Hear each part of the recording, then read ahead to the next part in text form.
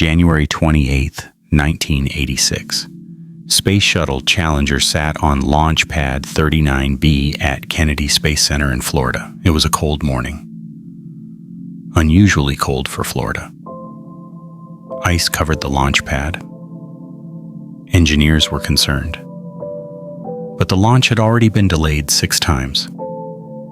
NASA was under pressure to fly. 7 astronauts were aboard. Commander Dick Scobie, pilot Michael Smith, mission specialists Judith Resnick, Ellison Onizuka, and Ronald McNair, payload specialist Gregory Jarvis, and Christa McAuliffe, a school teacher from New Hampshire, the first civilian selected to fly in space. At 11:38 a.m. Eastern Time, Challenger lifted off. 73 seconds later, it exploded. All 7 crew members died. The nation watched in horror as the shuttle disintegrated in a clear blue sky. The Space Shuttle program would be grounded for nearly 3 years. This is the story of that day. As witnessed by the families watching from the viewing stands, the engineers who knew something was wrong, the flight controllers who watched helplessly, and a nation that learned that the conquest of space was not routine, that it never would be. Mission STS-51L was supposed to be historic. Christa McAuliffe, a high school teacher from Concord, New Hampshire, had been selected from over 11,000 applicants for the Teacher in Space program. She would conduct lessons from orbit. Millions of school children across America would watch on television. It would inspire a new generation to pursue science and space exploration. The crew had trained together for months. They were experienced professionals and enthusiastic newcomers working as a team. Commander Dick Scobie was a veteran test pilot. Michael Smith had flown combat missions in Vietnam. Judith Resnick was on her 2nd space flight. Ellison Onizuka had flown on a classified Department of Defense mission. Ronald McNair was a physicist and accomplished saxophonist. Gregory Jarvis was an engineer. And Christa McAuliffe was a teacher who wanted to share the wonder of space with her students. The mission patch showed a teacher's apple and a shuttle reaching for the stars. The motto was simple: reach for tomorrow. Challenger's launch had been delayed 6 times. Bad weather, technical issues, problems with previous missions. Each delay increased the pressure to fly. NASA had promised Congress and the public a routine launch schedule. The Space Shuttle was supposed to be a reliable space truck, flying frequently and safely. Delays contradicted that narrative. By January 27th, the launch was rescheduled for the morning of January 28th. But the weather forecast was troubling. A cold front was moving through Florida. Temperatures would drop into the 20s overnight, far below the operating specifications for the shuttle's solid rocket boosters. The solid rocket boosters were built in segments. The segments were joined together with rubber O-rings that sealed the joints. The O-rings had to remain flexible to seal properly. Cold temperatures made the O-rings stiff and less effective. Engineers at Morton Thiokol, the company that built the boosters, were deeply concerned. They reviewed data from previous launches. Every time the shuttle had launched in cold weather, the O-rings showed damage. Not catastrophic damage, but damage. The rings were being eroded by hot gases escaping through the joints. If an O-ring failed completely, those hot gases would torch through the booster casing and cause an explosion. On the evening of January 27th, Thiokol engineers participated in a teleconference with NASA. They recommended against launching in temperatures below 53 degrees Fahrenheit. The forecast for January 28th was 26 degrees at launch time. Bob Ebeling, a Thiokol engineer, was adamant. If anything happens to this launch, I don't want to be the person that has to stand in front of a board of inquiry to explain why we launched. But NASA managers pushed back. They needed data proving the shuttle was unsafe to fly. The engineers had data showing problems in cold weather, but they didn't have definitive proof that the shuttle would fail at 26 degrees. NASA had launched before in cooler temperatures without catastrophic failure. Why not now? Under pressure, Thiokol management overruled their engineers. They signed off on the launch. Bob Ebeling went home that night and told his wife, "It's gonna blow up." The morning of January 28th was bitterly cold for Florida. Ice covered the launch pad. Ice inspection teams walked the pad multiple times, knocking ice off critical structures. The shuttle had never launched in conditions like this. At Kennedy Space Center's viewing area, families of the crew gathered. Christa McAuliffe's parents were there. Her students from Concord High School watched on television back in New Hampshire. Children across America tuned in to see the teacher launch into space. The countdown proceeded. Engineers at Marshall Space Flight Center in Thiokol watched nervously. They had done everything they could. They had argued against the launch. Management had made the decision. Now they could only watch and pray they were wrong. In the Launch Control Center, controllers monitored hundreds of systems. Everything looked normal. The shuttle was ready. The weather was acceptable. Barely. The launch window was open.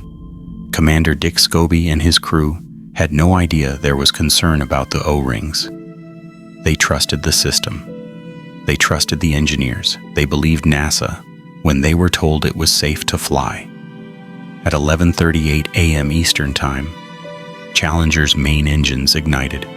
3 seconds later, the solid rocket boosters fired. 8 million pounds of thrust pushed the shuttle away from the launch pad. Liftoff of the 25th Space Shuttle mission, and it has cleared the tower. The public affairs announcer's voice was upbeat and routine. The shuttle rose on a column of flame and white exhaust. Spectators cheered. In the viewing stands, families waved and shouted encouragement. In classrooms across America, children watched in excitement. Christa McAuliffe was on her way to space. In the Launch Control Center, controllers watched their displays. Everything looked normal. All systems green. The ascent was proceeding perfectly. But cameras that NASA wouldn't review until after the disaster were already capturing the problem. At 0.678 seconds after ignition, a puff of gray smoke appeared from the aft field joint of the right solid rocket booster. The O-ring was failing. Hot combustion gases were escaping. Challenger climbed into a brilliant blue sky. The shuttle rolled onto its back, pointing toward the northeast, following the planned trajectory to reach the proper orbit inclination. At 45 seconds into the flight, the shuttle experienced maximum dynamic pressure, max Q, the point of maximum mechanical stress on the vehicle. The controllers called it out. "Challenger, go at throttle up." Commander Dick Scobie responded, "Roger, go at throttle up." They were his last recorded words. The main engines throttled back up to full power after passing through max Q. The shuttle accelerated. Everything still looked normal from the ground. The families in the viewing stands watched the white contrail arc across the sky. Some took photos. Some held hands. Some cried tears of joy. But the O-ring failure was worsening. A flame was visible from the breach in the right solid rocket booster. The flame was small at first, barely visible, but it was growing, burning through the booster's casing. The flame was directed at the external fuel tank that held over 500,000 gallons of liquid hydrogen and liquid oxygen. At 73 seconds after liftoff, the flame from the solid rocket booster breech burned through the strut that attached the booster to the external tank. The booster broke free and pivoted into the tank. The liquid hydrogen tank ruptured.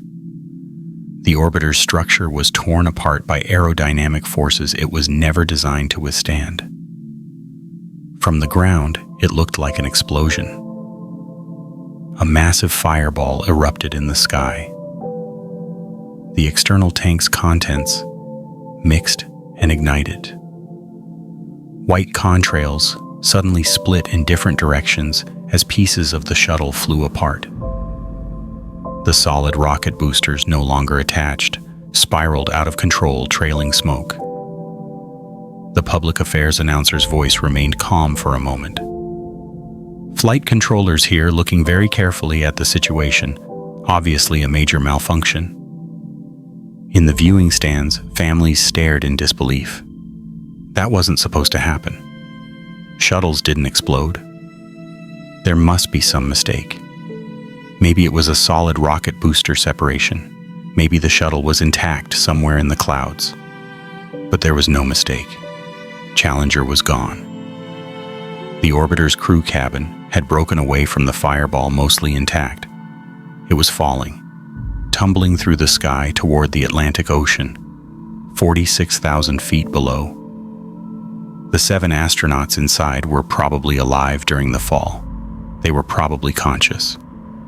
They fell for 2 minutes and 45 seconds before the cabin hit the water at over 200 miles per hour. No one could survive that impact. In the Launch Control Center, controllers stared at their screens in shock. Telemetry from Challenger had stopped. The vehicle tracking showed debris spreading across the sky. No one wanted to say what everyone knew. The shuttle was gone. The crew was dead. At Mission Control in Houston, flight controllers watched the same data. Flight Director Jay Green's voice was steady but grim. LSO, all operators, watch your data carefully. In the viewing stands, families were screaming, crying, collapsing. Christa McAuliffe's parents stood frozen, holding each other. The NASA escorts tried to get them away from cameras, away from the horror unfolding in the sky above them. In classrooms across America, teachers scrambled to turn off televisions. Children who had been cheering moments before were now crying, asking what happened, asking if the astronauts were okay. Teachers who didn't know what to say tried to comfort them while fighting their own tears. Coast Guard and Navy ships raced to the debris field. Pieces of the shuttle were falling into the Atlantic Ocean over an area of several miles. Divers searched the water. Recovery teams worked for weeks collecting debris. They found pieces of the orbiter, parts of the boosters, fragments of the external tank, and eventually the crew cabin. The crew's remains were found in March. They were returned to their families for burial. Forensic analysis confirmed what everyone feared. Some of the crew had activated their emergency oxygen supplies after the breakup. They were alive and conscious during the fall. They knew they were going to die. President Reagan established the Rogers Commission to investigate the disaster. Former Secretary of State William Rogers chaired the commission. Among its members were astronaut Neil Armstrong and physicist Richard Feynman. The investigation revealed what Morton Thiokol engineers had feared. The O-ring in the right solid rocket booster had failed due to the cold temperature. Hot gases had escaped and burned through the booster casing. The flame had destroyed the strut holding the booster to the external tank. The booster had pivoted into the tank. Structural failure followed. The shuttle was torn apart. But the technical failure was only part of the story. The deeper problem was organizational. NASA managers had pressured contractors to launch despite engineering concerns.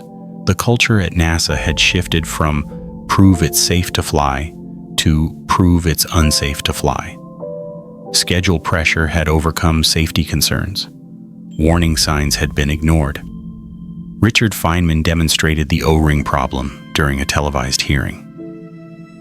He dropped a piece of O-ring material into ice water. When he removed it, the rubber was stiff and inflexible. He compressed it with a clamp. When he released the clamp, the O-ring didn't spring back to its original shape. It remained compressed. In simple terms, he showed millions of viewers why the O-ring had failed. Cold temperatures had made it unable to seal. Bob Ebeling, the Thiokol engineer who had fought to stop the launch, was devastated. He felt responsible. He believed he hadn't fought hard enough. He should have done more. He should have stopped it somehow. For 30 years, he carried the guilt. He told his daughter, "The Challenger disaster was my fault. I should have done more. I should have stopped it." His daughter tried to tell him it wasn't his fault. He had warned them. He had done everything an engineer could do. Management had made the decision. But Bob Ebeling couldn't forgive himself. He had known the shuttle would explode. He had said so. And he had been right. Other engineers felt the same crushing guilt. They had done the calculations. They had presented the data. They had argued against launching, and they had been overruled. 7 people died because management didn't listen. The families of the Challenger crew had to grieve publicly. Their loss became a national tragedy. Media attention was constant. Everyone wanted to know how they felt. Everyone wanted a statement. The families just wanted their loved ones back. Christa McAuliffe's students at Concord High School were traumatized. They had watched their teacher explode on live television. Some received counseling. Some struggled for years with the memory. The teacher who was supposed to inspire them from space had instead shown them the harsh reality of space exploration. That it was dangerous. That people died.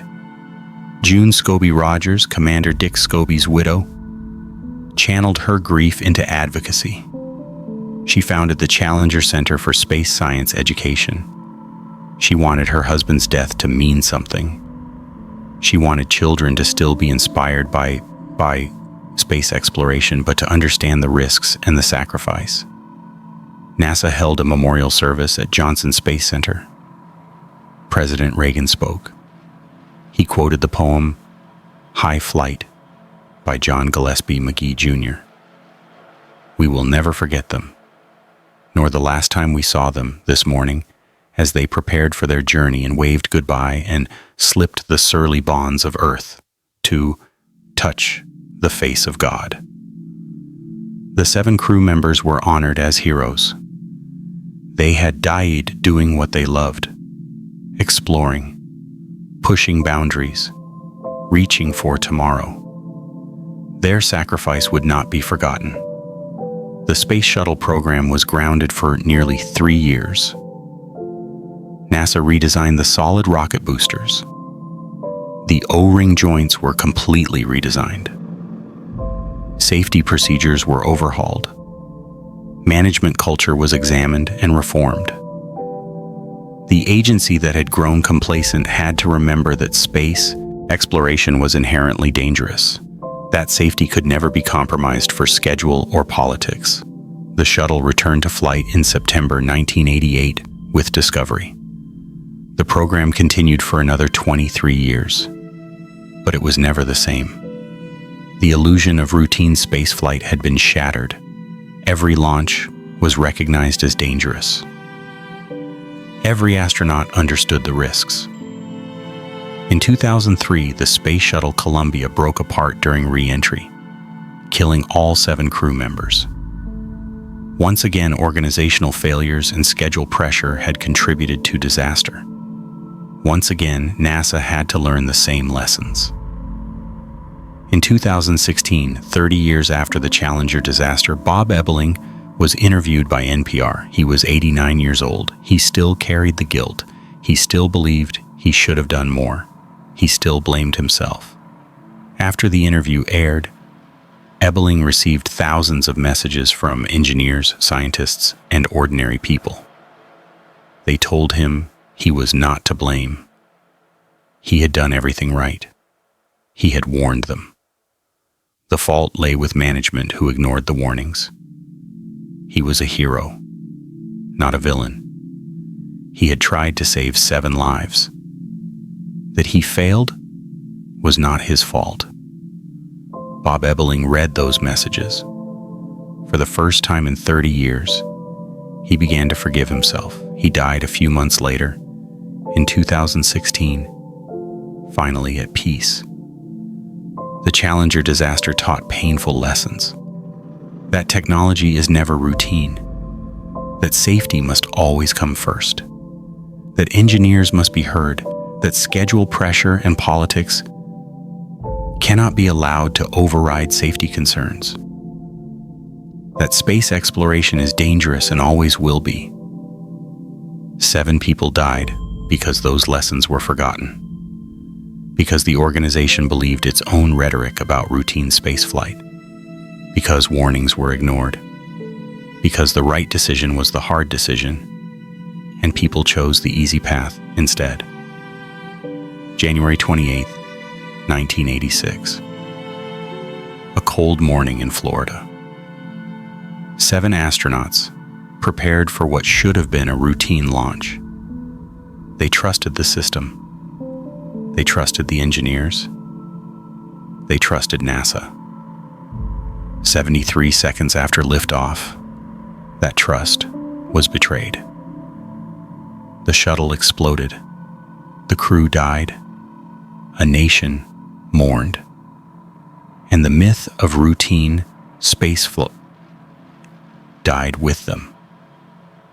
This is the story of the Challenger disaster, of 7 people who reached for the stars and paid the ultimate price, of engineers who knew disaster was coming and were powerless to stop it, of families who watched from the viewing stands as their loved ones disappeared in a fireball, of a nation that learned that the conquest of space requires constant vigilance, unwavering commitment to safety, and the courage to make hard decisions even when they're unpopular. Commander Dick Scobie, Pilot Michael Smith, Mission Specialists Judith Resnick, Ellison Onizuka, and Ronald McNair, Payload Specialist Gregory Jarvis, and Teacher in Space Christa McAuliffe. They will never be forgotten. Their sacrifice reminds us that space exploration is humanity's greatest adventure. But adventures are dangerous, and heroes sometimes don't come home. The stars they reached for are still there, waiting, calling to us. Their legacy is that we continue reaching, more carefully, more safely, but always reaching, because that's what explorers do. That's what heroes do. They reach for tomorrow.